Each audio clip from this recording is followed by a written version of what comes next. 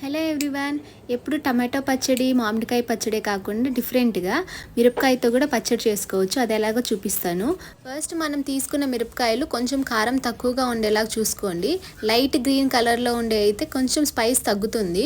First ఎలా చేయాలో చూద్దాము. మిరపకాయలు బాగా వాష్ చేసుకొని తొడిమెలు తీసాక నీట్గా తడి లేకుండా తుడుచుకోవాలి. తర్వాత ఇట్లా సిజర్ తీసుకొని మధ్యలోకి ఇట్లా స్లిట్ చేసుకోవాలి. ఇప్పుడు ఇందులోనే లెమన్ సాల్ట్ వేసుకొని ఒక 10 to 15 మినిట్స్ పక్కన పెట్టేసుకోవాలి.